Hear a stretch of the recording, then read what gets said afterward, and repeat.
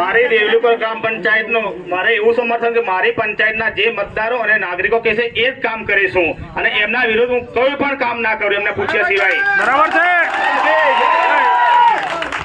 બસ એટલું જ જોયું. હાલો, દેલુકવા ગ્રામ પંચાયતના ગ્રામજનો, વડીલો, યુવાનો, સર્વને અમારા નમસ્કાર.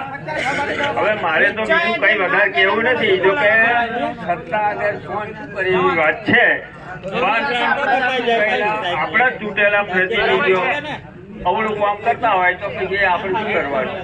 એટલે મારે એક જ વાત કેવી છે કે ગ્રામ પંચાયતના સભ્યો અહીંયા કેટલા હાજર છે? ચૂંટાયેલા માણસો આપણે ગમે એટલા બરાડા પાડીશું પણ આ લોકો ઠરાવ કરી નહીં હાલે તો કશું થવાનું નથી. બરોબર છે? બરાબર છે.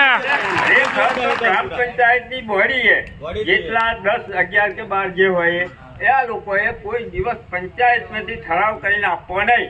ફતીસિંહ કઈ તમને મારી ઠરાવ લખાવવાના નથી. બરોબર? બરાબર. અને ત્યાં આગળ જઈને અહીંના આપણા જ માણસો પેલો વાડિયાફળીનો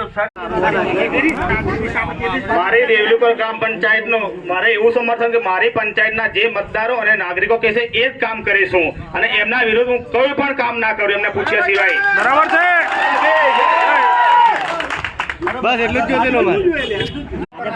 હાલો, દેલુકવા ગ્રામ પંચાયતના ગ્રામજનો, વડીલો, યુવાનો, સર્વને અમારા નમસ્કાર.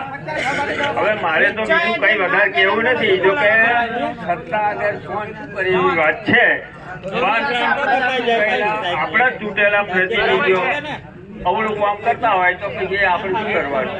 એટલે મારે એક જ વાત કેવી છે કે ગ્રામ પંચાયતના સભ્યો અહીંયા કેટલા હાજર છે?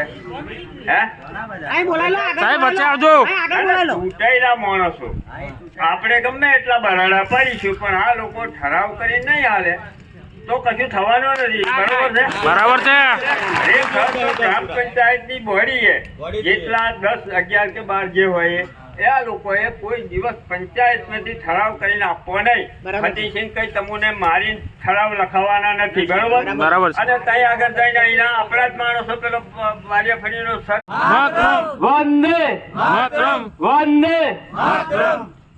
દરેક ગ્રામજનોના આગેવાન ભેગા મળ્યા ત્યારે આ દેવલીકવા પંચાયત તરફથી હું સૌને આવકારું છું.